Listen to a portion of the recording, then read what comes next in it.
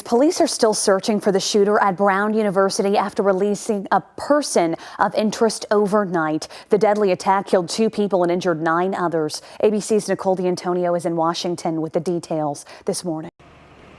Overnight, authorities in Providence releasing an individual who had been a person of interest in the deadly mass shooting at Brown University. I imagine that the Providence community feels a little bit more anxious right now than they did an hour ago. And I understand that.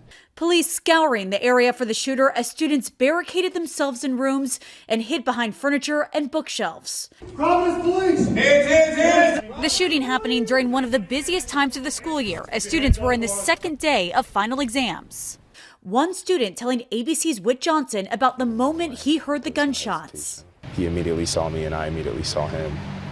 And then I look to my right and I see a bunch of students running down the stairs, running out the door, jumping on the ground, just whatever it takes to stay alive.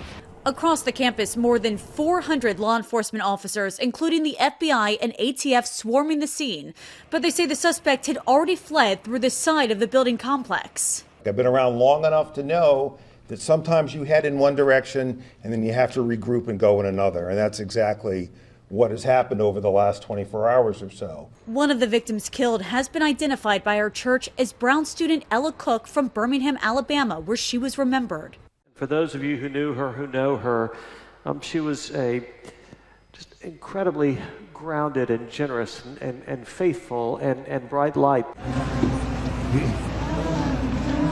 On Sunday night, a Christmas tree and menorah lighting ceremony turning into a vigil for the grieving community at Brown. Wonderful singers out there. The lockdown was lifted early Sunday. Brown now canceling all remaining classes, exams, and projects for the semester as they told students they could leave campus.